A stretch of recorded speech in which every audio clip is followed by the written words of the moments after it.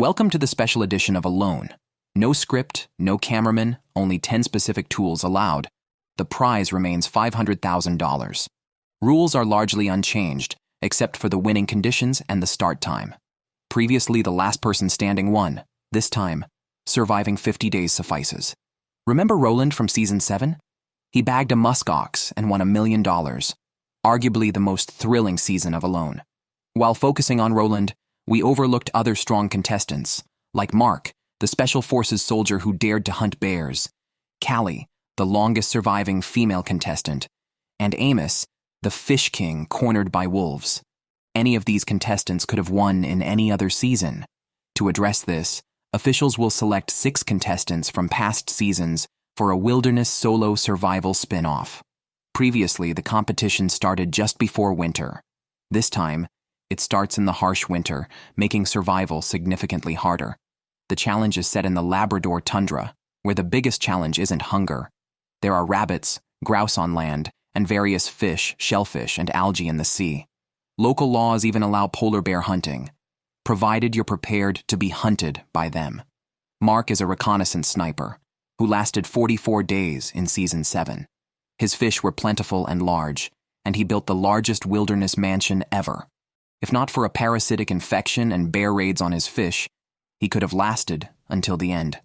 2 years later, his health restored, he's back for redemption and the hefty prize, though this time, his landing spot isn't ideal, mostly swamp except for the beach. To survive the winter, he must find a dry high point. His desire to hunt bears is strong, but he plans to play it safer this time, focusing on steady development before hunting aggressively. Next up is Callie, dubbed the strongest female contestant. Without fishing nets, she caught dozens of rabbits with traps and hunted 2 large capybaras with a bow and arrow. She lasted 89 days in Season 7.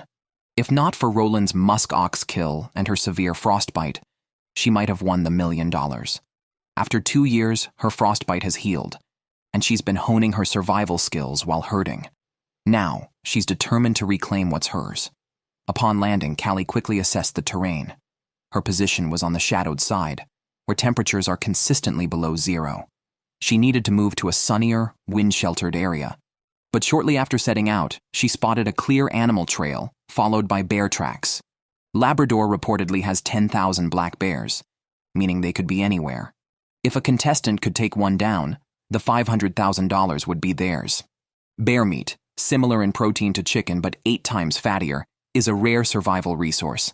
Amos is also tough, surviving 58 days with a gill net and claiming hundreds of pounds of fish before wolves raided. As temperatures fell and ice formed, his net's returns diminished. Though he managed some game, hunger and loneliness overcame him in the end, and he accidentally burned down his camp. Spending time growing with his daughter made him realize how enticing the prize was. To provide a better life for his child, Amos re-entered the survival battle. Temperatures plummet after sunset, so he had to quickly set up a temporary tent for the night.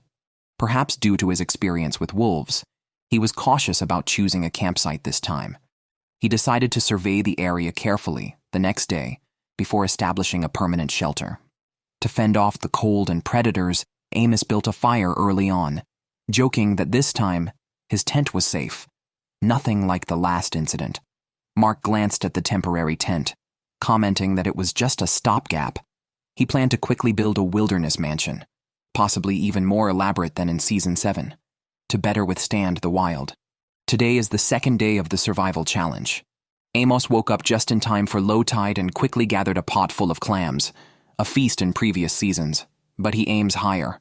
Much of the area remains unexplored, and it's time to survey the environment. Amos, bow in hand, searched for game while scouting for a permanent shelter site and made a discovery. He drew his bow, certain of his shot at this distance, but the grouse flew away with his arrow. Chasing it only led to finding feathers. Continuing would be fruitless. The energy spent isn't worth the chicken's calories, but losing one of his limited arrows hurts more. Now, he decides to focus on building a shelter. Labrador's weather is notoriously fickle, with up to 4 meters of snow annually, plus the cold damp from the wind and water. He chooses a depression among rocks for his shelter, using a classic A-frame structure for stability and warmth. Meanwhile, Callie was woken early by squirrels. She headed to the beach to gather resources and start on her permanent shelter. She quickly found a wooden board, ideal for chopping vegetables, and further along the beach, she collected a dead tree and some nylon rope, perfect for her shelter. She chose a sheltered, open area between two trees, using one as a structural post and a log as a crossbeam, then covered it with a tarp for the main structure. The details would be perfected later. Now, she needed to find food. The low tide offered plenty of seaweed and clams for a meal, but a flock of crows at the shore caught her attention. They were feasting on something unbelievable, a seal skin, rich in high-calorie fat. Callie washed it in the water. It was still fresh, possibly leftovers from a killer whale, given her morning whale sighting. Seal fat, a valuable survival resource, turned her scavenging into a miraculous start. No one would choose seaweed over a pot of rich soup made from this rare find. That I'm going to be able to find everything I need in. Seal fat soup, that's what's for dinner tonight. Whoa, that is pure fat. On day 4 of the challenge, it was time for Amos to check the traps he had set. He always took his bow on these trips, maximizing his physical effort in case the traps were empty. Today, however, his traps were successful, as indicated by his excited shouts. Starting with either snowshoe hares or seal skin, clams and seaweed seemed hardly worth mentioning. Amos cleaned a rabbit and soon had a pot full of stew. Even without spices or sides, it was incredibly satisfying. By day 5, Mark was struggling with his drop point, bogged down by swamps and water everywhere. He finally found some high ground, but clearing it took effort. He planned a grand wilderness mansion, requiring logs, a challenging and time-consuming material to gather. While working, he missed his son so much that he unexpectedly pulled out his phone. It seemed like a joke at first, but then he chose to quit the competition. The rescue team arrived confused. The legendary contestant lasted only 5 days. Some might suspect this was scripted, but I think Mark saw the writing on the wall as soon as he realized the poor quality of his location. Leaving directly seemed implausible, so he decided to film some footage before exiting, as the scale of his shelter suggested it was never meant to be completed. Junia lasted 73 days in Season 6. Though her hunting skills were somewhat inferior to the male contestants, she had more body fat and excelled in snare traps, keeping a steady supply of rabbit meat from the start of the season until winter. She even made a scarf from rabbit skins. However, as the Arctic temperature dropped, her trap yield dwindled, and she was forced to eat rabbit organs. Eventually, when land resources dwindled and the lake froze over, Junia tried to fish through the ice but lacked an axe, making her folding saw ineffective. Severe malnutrition led to her disqualification by the medical team, and she was sent home. Since then, she's been preparing for new challenges and eagerly awaited her chance to return and reclaim the $500,000 prize. The location she drew this time is promising, with plentiful beach vegetation. She found a plastic bottle perfect for a water bottle and spotted abundant scallops and seaweed. However, her immediate task was not foraging, but securing a safe spot and setting up a temporary tent before dark, as some contestants arrived in the evening. Michelle, a tough competitor from Season 8, had a short but intense experience. Starting with crickets and roots, she accidentally poisoned herself but managed to detox with charcoal. She attempted to make a fish trap, but it was less fruitful than expected, losing significant weight in just 21 days. She even resorted to consuming her own bodily fluids for salt. Ultimately, she left the challenge due to a lack of meat. After honing her survival skills at home, she returned, determined to prove her skills, especially with the bow. The location she drew reminds her of her coastal hometown, where she can easily dig up large clams on the beach. Greg, a veteran from Season 3, survived 51 days and is known for his love of the wilderness. He once competed with a fox over food, leading to him eating plants when he couldn't catch the fox. Eventually, he built a boat, which improved his fishing success. However, he had to leave the competition after falling into the water and suffering hypothermia.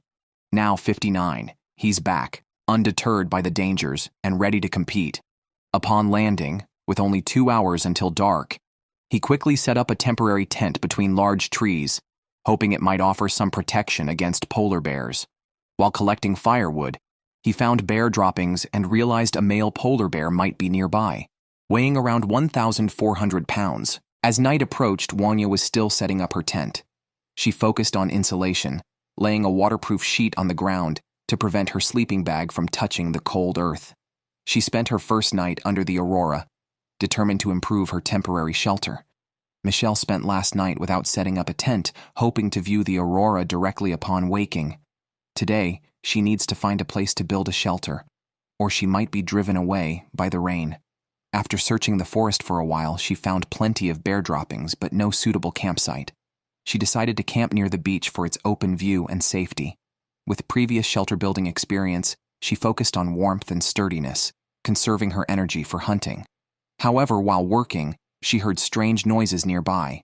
Investigating, she prepared for the possibility of encountering a black or polar bear, but it turned out to be just the sound of waves hitting rocks, not the danger she anticipated.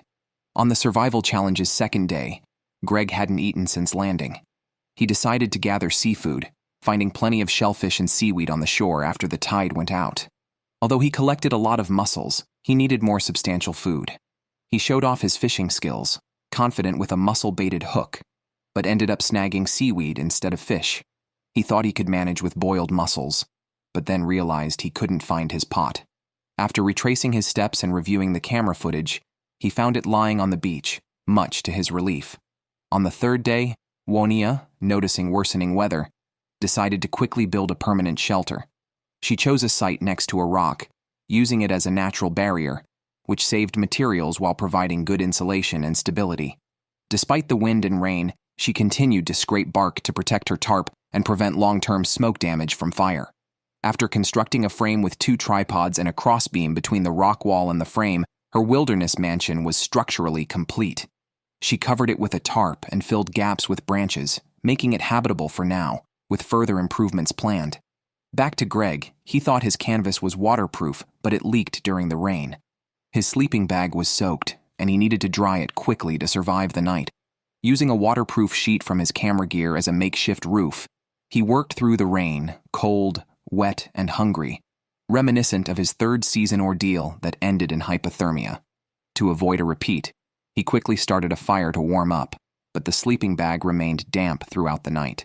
He decided to focus on food first, making a breakfast of spruce needles and mussels, and planned to set traps on the shore to catch a seagull for better nourishment. On the 5th day, Greg's sleeping bag was still not dry, and he was fed up with mussels. Checking his traps, he found they had been triggered but caught nothing, wasting a day and causing his frustration to spike. Neither fishing nor trapping was successful, leaving him nearly breathless with irritation. On the 6th day, Michelle also faced problems, possibly food poisoning, feeling weak and nauseous. She intended to collect dry wood, but couldn't go far before experiencing stomach pains and sweating heavily. She had no choice but to return and rest, drinking tea to alleviate her symptoms. Wonia is also facing challenges. Her newly built shelter has started leaking, and her waterproof tarp has worn holes. Upon checking, she found the roof full of water. Though this season features veteran contestants known for their resilience, surprisingly, within just a week, many are experiencing physical and mental issues. Perhaps the harsh environment or their body's slow adjustment is to blame. Once they adapt, they should be able to demonstrate their true capabilities. Callie has set her sights on a seal. A successful hunt at this point could secure her survival for 50 days. Unfortunately, the seal sensed danger and fled before she could even draw her bow. Now she must rely on foraging from the sea, where the tide reveals a variety of shellfish, providing essential, albeit limited, protein. Certainly better than going hungry. Combined with fat rendered from seal skin and some seaweed for vitamins, this should meet her nutritional needs temporarily. Lunch is served. That would be a really great fact to have in the bottom of the screen. How many mussel bites does it take to equal a pound? However, for a 50-day survival and to claim the prize, she would do well to aim for a more comprehensive approach, perhaps taking down a large animal. Michelle's progress is more promising. Her permanent shelter is nearly complete. She had a slight food poisoning scare a couple of days ago, but has recovered after a severe bout.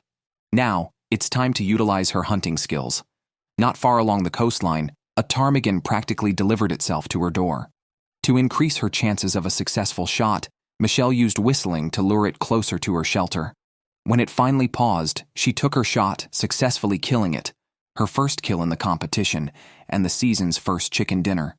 Michelle was thrilled, yet somewhat shy about her success. She quickly processed the ptarmigan, started a fire, and added some berries to the pot, making her meal even more satisfying.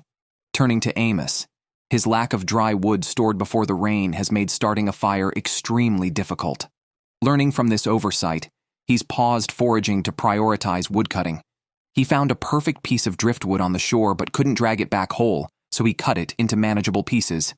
After hauling the wood back to camp in 2 trips, he needed to split it for storage. This task should have been straightforward, but a misplaced axe swing nearly injured his leg, giving him a real scare.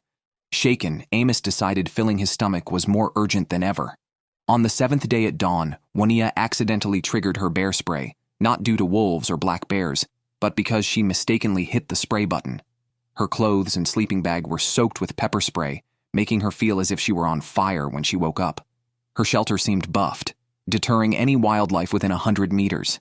Today she had to clean her clothes, using clay's strong adsorption properties to neutralize the pepper spray with some vigorous rubbing. Back to Callie, she spotted a ptarmigan while fetching water, but regretfully hadn't brought her bow. Deciding to try her luck, she returned to the spot, but the bird had gone. She searched the area, confident it hadn't gone far. After all, ptarmigan would be a tastier meal than mussels. However, after finding the bird again and taking a shot, she ended up scaring it away, and worse, her arrow flew into the sea. Given the importance of arrows, contestants only have 9, and the cold water temperature of just 2 degrees, Callie risked retrieving it to avoid a repeat of her previous frostbite experience. She hurried back to camp to warm up and prevent further injury. Meanwhile, Greg simply couldn't endure any longer. While others managed on mussels and seaweed, he struggled after just a few days. Continued fishing and an empty trap on the first day should not have been demoralizing, yet perhaps he shared Mark's sentiment that it was better to quit early if there was no hope. With Mark and Greg's departure, only 1 man and 3 women remain. Amos now has to step up if he doesn't want to fall short as well. The first female champion might soon be crowned, like the proactive and optimistic Juania. Although she's nearly sick of mussels and seaweed, she continues foraging at low tide. Today, with the tide at its lowest, she might discover new species. While others worry about food, Juania has already started storing it. She knows that relying solely on foraging, fishing, and hunting won't suffice for 50 days, especially once everything is covered in snow and ice, making food scarce. Now, while mussels are still abundant, she pens them in the shallow waters near the shore for easy access to fresh food whenever needed. She's already collected dozens of pounds, and if her hunting yields further, winning the $500,000 should be within reach. Amos, on the other hand, is struggling. It's only been 8 days, and he's constantly hungry. It's puzzling why the male contestants aren't taking advantage of the abundant food available after the tide, focusing instead on fishing and hunting, which are less reliable this season as fish move to deeper waters before winter. Amos, undeterred, tried fishing for hours by the river, but caught nothing. Considering his situation, he decides to take a risk and hunt a black bear at dawn. The next day, armed and ready, he ventures into the woods, setting snares along the way to conserve energy. Fortunately, he finds a trail leading to a bear bed, surrounded by fresh bear droppings and scraps from small animals, suggesting recent activity. Switching to a more suitable arrow, he cautiously proceeds and unexpectedly finds not a bear, but a larger snow hare than before. Starving, Amos postpones his bear hunting plans to prioritize eating. Even without sides or seasoning, a simple meat soup sustains him for another week. Meanwhile, Michelle is awake before dawn, disturbed by the noisy flapping of her tarp in the wind, which also risks tearing it. So, she decides to reinforce her shelter today, planning to frame the outer layer and pack it with moss. This not only secures the tarp from the wind, but also enhances insulation. After this significant upgrade, her shelter becomes the strongest on the field. As long as she can maintain a stable food supply, she should easily withstand the winter for 50 days. Callie has been absent from the camera for the last 2 days, dealing with her menstrual period and resting at home. Today, she's determined to get food, realizing from her missed opportunity with the ptarmigan that relying solely on active hunting isn't effective. She sets up a passive trap, constructing a conical structure with a tree trunk at the center, surrounded by sticks, secured at the top with rope, and camouflaged with cedar needles. She calls it the ptarmigan Terminator 2000, baiting it with raspberries and beach grass. If a ptarmigan dares to steal the bait, it will find itself trapped in a tight space, unable to escape. On the 10th day, Wanya faces another heavy rain. Previously, it was just the roof tarp leaking, but now the rock wall leaks too, soaking her sleeping bag. Fortunately, the rain doesn't last long, and a rainbow appears the next morning. To prevent her shelter from becoming a death trap, Wanya starts collecting materials to repair the roof, thinking Michelle was wise to have reinforced her shelter early. Wanya works from morning to afternoon, gathering planks and cedar. She uses the branches to patch the walls and keeps the scraps for firewood. After a full day's repair, she's confident the leaks are fixed. Completing her tasks, Wanya can't help but sing joyfully, content with her fortified shelter. Today is day 12 of the challenge. Michelle woke up hungry before dawn.